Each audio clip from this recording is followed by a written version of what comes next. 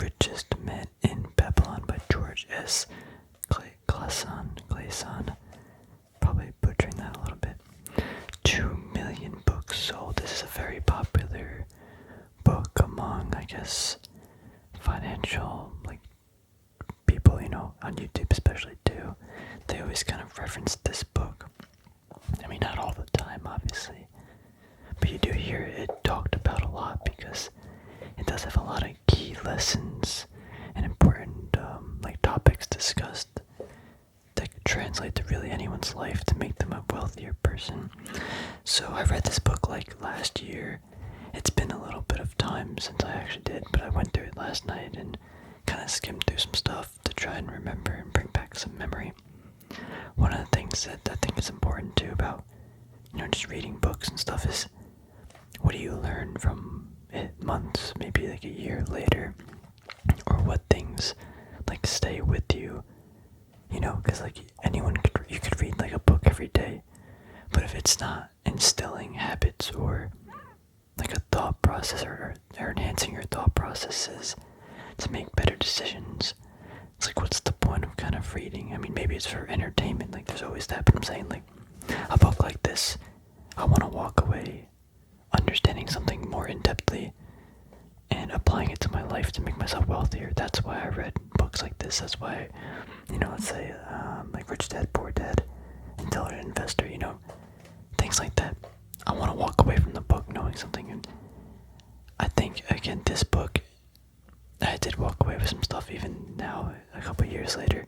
We'll get into that, but I think this book is very similar to Rich Dad, Poor Dad. It's just how the narrative is illustrated. In Rich Dad, Poor Dad, it's the author being hey, this is me, this is my life.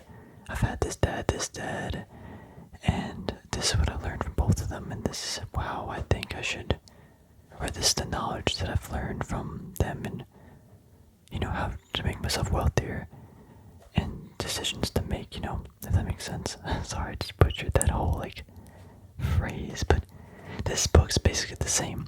It's how can I make myself wealthier? What are some things to do, and what mindset, I guess, and how should I approach and value money and understand it? Basically, that's it. Rich Dad, Poor Dad is similar to this. Understand money's value and how to produce more of it with doing less work. Except in this book, it talks more about a rich person in Babylon and them in Babylon during that time period that I guess this book was based around. It was the richest, I guess, country, city, it depends, I think city, don't quote me on that, one of the richest cities in the world, or the district, because how they taught people to value money and understand it made just their community wealthier because of the relationship to it. I think it's pretty obvious the current relationship that at least the U.S. mindset is about money. It's about consumerism, spending a lot. Credit report. Credit numbers. How much money can you, I guess, take on as a credit? And it's just basically how much can you spend, and you're rewarded by how much money you spend. That's literally what a credit card kind of does. They give you cash back bonuses and stuff like that. I mean, not everybody's like that, but if I think 90% of the audience, 90% of the U.S. economy, that's what it's built on. So our relationship with money, I think, is completely different, and it's not necessarily a good thing, I guess, or a bad thing, but it's just how it is. But if you want to be wealthy, you can't just spend money haphazardly. Anything else I want to say before we get into the book? Yeah, I mean, we're already talking about it, but I do want to get into some sections of the book, maybe some paragraphs, but we can read the back real quick. Countless readers have been helped by the famous Babylonian parables, hailed as the greatest at all inspiration, all works on the subject of thrift, financial planning, personal wealth, in language as simple as that found in the Bible. These fascinating and informative stories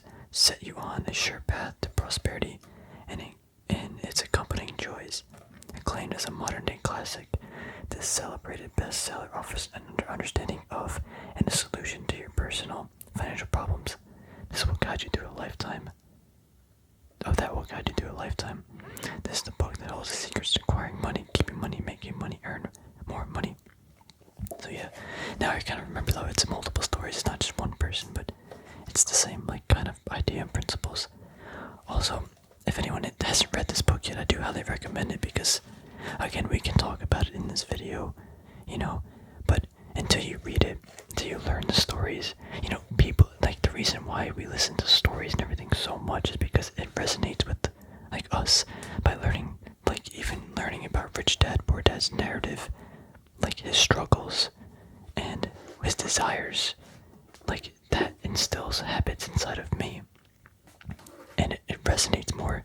Same thing with this book. Like, we can talk about it in this video, but like sometimes reading the actual material, or most of the time reading the actual material, resonates with the, I guess, recipient much better.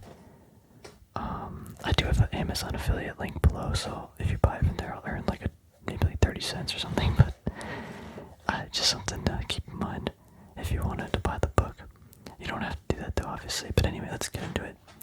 So, first page, they basically write down 7 commandments of money, understanding it. Though money, it's plentiful for those who understand the simple rules of its acquisition. Its acquisition.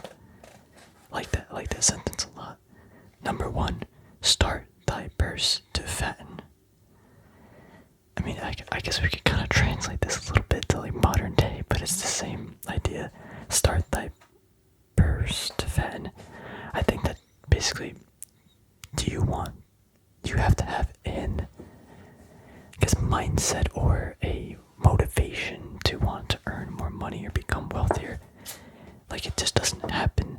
It's not just gonna, I mean, I guess to some people it might just come to others, if you're born wealthy or whatever, but most people aren't, so you gotta have some sort of motivation.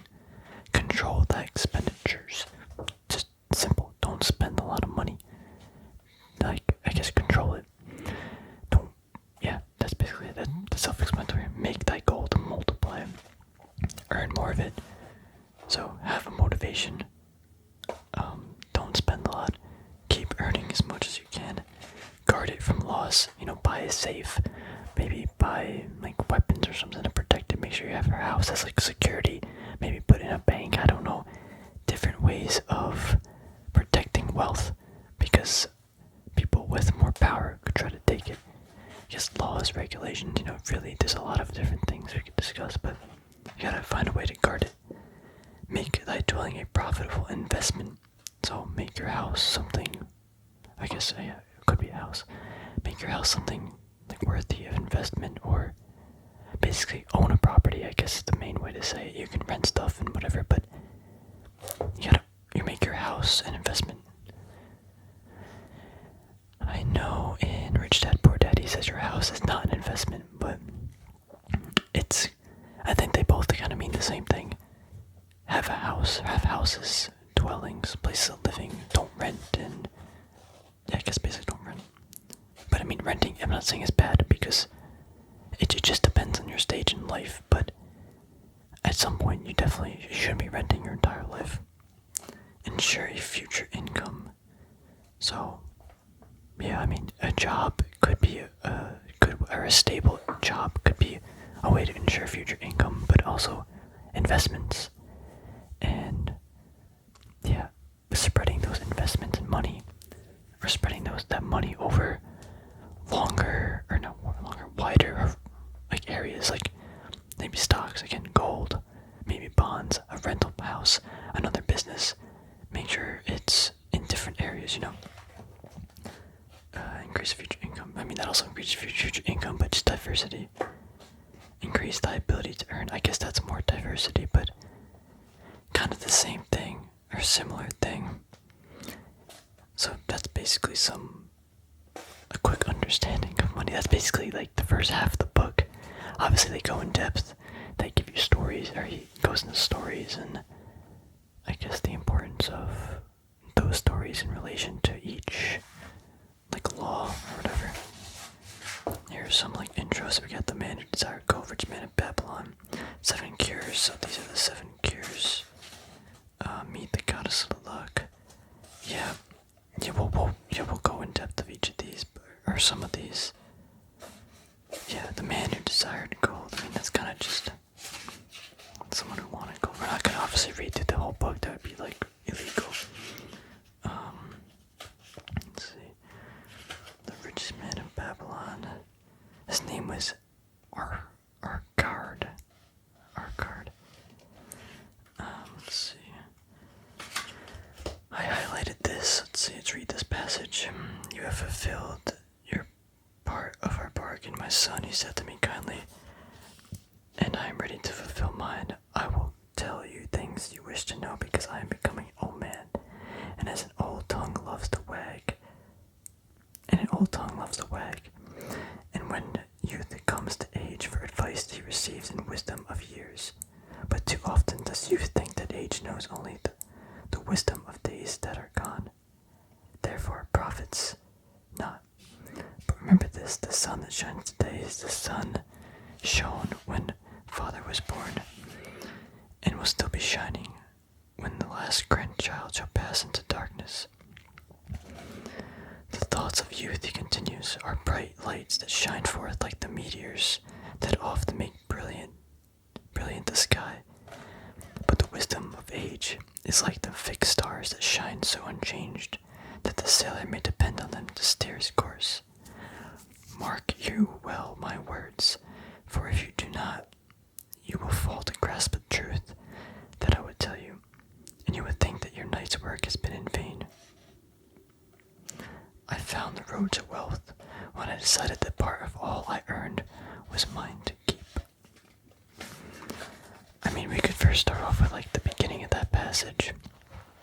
You know, even in today's market, people will say, oh, it's a new way of trading, it's a new this, new that, and the people that have been around for a while, like, and I'm not saying I'm a wizard or ancient prophet because I'm still a young kid. Not a young kid, but I'm a young adult, I guess. I still look up to older, wiser people, even if people are like, oh, those are old and generation investors, they don't know anything. But they've been around the block, they've seen multiple things and multiple markets, and they definitely know more. And again, life is like a cycle. Investing is a cycle. There are times to invest, there are times to not, there are times to be defensive. And until you've been around that entire block maybe twice, or the entire circle, you're not going to have that full understanding. So listening to like these older people, opinions or wiser opinions about, let's say, today's market and how hyped it kind of is, I think we'll see how it plays out. But I'm just saying that, you know, things happen in cycles and circles, and things come around. You know, the sun, it'll be the same sun shining, it'll be the same emotions driving markets to go up and down. But what this guy, or what this passage is really saying though, is to build wealth you gotta keep it, or keep a part of it. And that is one of the principles that a lot of other YouTubers and whatever say. What's the exact wording? I'm just gonna go to the back of the book, or back of the passage. And part of all you earn is yours to keep. Pay yourself. Yeah, that's what it is. Pay yourself. And I think in this book he recommends at least 10%. It doesn't matter how much money you make. 10% of your income, it goes directly to you, and goes to you buy stuff that's gonna make you more money, or not more money, but build your wealth. So gold, silver, stocks, just something. That's how you grow. Yeah. Anyway, let's see. Yeah, I guess this is another way. You've learned to make gold work for you.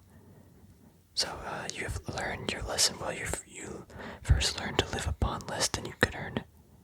Yeah, step number 1, make your income more than your expenses. Next, you learn to seek advice from those who are competent through their experiences to give. Seek out people that are intelligent, more intelligent than you, and that I guess actually make sense, or not make sense, but give it actual advice.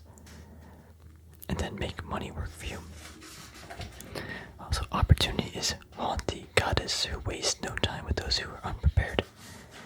I think, I forgot what book I was specifically reading, but it's kind of similar. It's like, you have to be ready for opportunities. Actually, I think it was Rich Dad Poor Dad. Like, opportunities come. Maybe they'll be here for like a day, maybe a minute, depending on what you're doing. If you're not prepared for that opportunity, if you're not ready for it, like, you're gonna miss it. And it's not to say that you can be ready for every opportunity, but it's just, I think, again, this book there's a section that mentions luck. And it's like the people that are prepared and are actively seeking opportunities are the luckiest. And it's like, well, that should be not obvious, but that makes sense. If someone's like lazy, they're not searching for opportunities, they're not prepared. If one comes along, what they would do, they don't have like some sort of plan. How can they get lucky? And there is elements of luck, but that's part of opportunity. It is luck, but are you prepared for that luck? And when it comes, can you strike? Yeah, I think that's enough. We could talk about that again in a minute, but here we got the first cure. Yeah, this is basically just going more earn thy bread. It's great.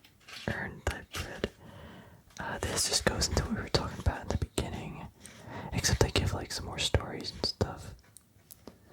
Here's a Babylonian proverb. Meet the goddess of luck. If a man be lucky, there is no foretelling the possible extent of his good fortune. Pinch him into the Euphrates, and like as he not, he will swim out with a pearl in his hand. There's no foretelling about it.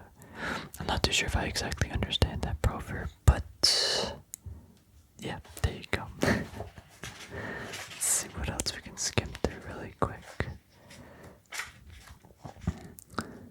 This book's pretty short too. It's only like 180 pages.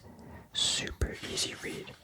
Men of action are favored by the goddess of good luck. I think that's kind of what I just mentioned, except put better into a single sentence. So men, I guess that's not politically correct anymore, but people of action are favored by the goddess of good luck. Take action, be prepared. Try to find opportunities, and you'll be rewarded with literally more opportunities, and that's, I guess, lucky in some situations. But yeah, luck can be enticed by accepting opportunity. The truth is, here lies a truth that many similar tales of good luck, won or lost, could not change. The truth is this: good luck can be enticing by accepting opportunity. Actions will lead thee forward to successes thou dost desire. Yep. Let's see, the 5 laws of gold. We can skim through the laws really quick. Where are they? The 5 laws of gold. Gold cometh gladly in increased quantity to any man who will put by not less than 1/10 of his earnings to great estimate, create an estate for his future and that of his family. Again, that's what 10% earlier in the video I mentioned. Take out 10% of your income, put it into something to build wealth. Gold laboreth diligently and contentedly for the wise owner who finds it profitable, who finds for profit employment, employing even as flocks. And multiplying even as the flocks of the field. I guess kind of similar to one kind of buy, like, assets, I guess. I think, again, this book in Rich Dad Poor Dad, you can kind of, in like 3 sentences, probably wrap up buy assets and make sure your income is more than your liabilities by like a lot. Yes, with that one first, buy income more than liabilities, and buy assets. Is that actually it? You only need 2. Yeah, that might be it. Anyway, let's continue. 3. Gold clingeth to the protection invest it under the advice of men wise in its handling. So where you get your information, protect your gold not only with like physical security, but intelligence. Don't give it to people who are going to be careless managing it if you're not the manager. Gold slippeth away from the man who invests it in businesses or purposes with which he is not familiar or which are not approved by those skilled in its keep. So this is kind of like the Warren Buffett quote: don't invest into a business or stock that you don't understand. Because when you lose money or when it goes down in value, you're not really going to understand why it's going down. Again, that's what's kind of cool about all these books and stuff, is it's like very similar themes and what's the word I'm looking for? Like I guess not laws, what's the word? I don't know. Like objectives maybe, or processes that are all the same. It just worded a little bit differently. But it's all fundamental basic values that you should have as an investor. So gold flees the man who would force it to impossible earnings, or who followeth the alluring advice of tricksters and schemesters who trust it to his own experience and romantic desires in investment. I mean, kind of similar to the one above. Except, people are, no matter what, gonna try to trick you into buying either products that could earn you, or not products or services that would make you a lot more money really quickly, and all this other stuff. And yeah, maybe they work for some people, but building wealth is different. And there's a lot of people that try to trick you, tricksters, trying to steal your money. So just be cautious of those, be aware, and I guess, know those 5 rules too. These are just the laws more in depth. The gold lender of Babylon. I don't really remember this section too much. Let's skip. Actually, I'll just see at the ending. At the ending, there's always like one little blurb where it summarizes it. Better a little caution than a great regret. Better a little caution than a great regret. That's with any investment decision, even like now. Again, I'm using now because the market's so high, but the market's really high. It's a lot of flashing red lights saying, hey, don't buy stuff or whatever. But the market keeps going up and you don't want to miss out. That's why, I keep about 25 to 35% of my portfolio just all cash. Better a little caution than a great regret. If I have 100% or even 90% of my money in stocks and that thing drops, and the market drops like 20% in like a few days, would I regret not just having some money? That's where the opportunity again comes into play. If the market does fall, I want to have cash available to buy stuff, and that's an opportunity presented to me, and I could be lucky, there's some luck involved that the market would fall, but I'm prepared for that opportunity if it does, and I would be considered lucky that I wasn't all invested in, or I wasn't in certain stocks, or depending on who would view me or view my investing principles, if that makes sense. But yeah, just a little, always cautious. Be cautious, because you don't want to regret not having opportunities, or anyway, we cannot afford to be without adequate protection. Again, protect your money. I forgot exactly what he says to do in the book, or what they did in the book, but make sure a fire just can't burn your money, make sure someone just can't just steal it. It could be anything, and there's something about an angry mob and defenders. Anything can happen. People do want to steal money, it's literally been a crime forever, and gotta protect it. It's pretty easy, self-explanatory. Just don't leave it out, of the question. Where the determination is, the way can be found. I think that's kind of all-encompassing with almost everything. If you want something bad enough, you can find a way. this YouTube channel, like, no stock channel existed in ASMR format, or, you know what I mean? Like, this just didn't exist, but I wanted to make, like, a channel. I've been wanting to make YouTube channels for so long that would be profitable, or not profitable, I guess that too.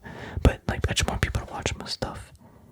And the determination's been there with me for so many years, and I think it's finally reaping its rewards, and I finally found a way, and it's just make content very niche specific and that people want, you know?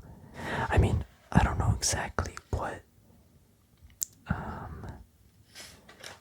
he was talking about in this, where the determination is, the way it can be found. I had the determination, so I set out to find a way. I forgot exactly what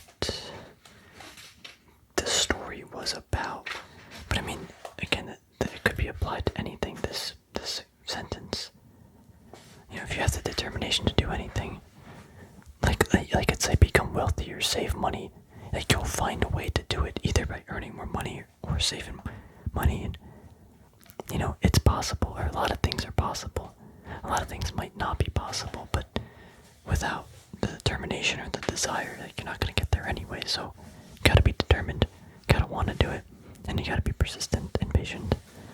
A lot of just the key qualities to have as like an individual you're gonna need for building wealth and, I guess, becoming wealthy. Again, it's about wealthiness, but also happiness too. I also can't forget that. So yeah, I think that's really all I wanted to say. I could wrap up this book really quick by just saying, again, same thing as Rich Dad Poor Dad. Buy more than you make more money than you spend. Money that you make, or that net, make sure a lot of it goes to assets. You know, wealth building assets. That's basically kind of it, you know. It sounds easy because it might be a little bit, but obviously it's much harder. But yeah, there's definitely a lot of stories in here that I don't really remember them though, but I remember most of them, I remember more of the message from the story. But yeah, I do recommend this read. You could read this literally in a day. You could probably read this in like a plane ride or something. Maybe not a plane ride, but depends how fast you can read. Anyway, or how long the plane trip is. But anyway, thanks for watching, everybody. Let me know if you read this book, what you thought about it. And yeah, take care. I'll see you. Give me some other book recommendations below, because I could use some, kind of looking along the lines like finance books. I've already read a good amount of them, but I was looking for some new options.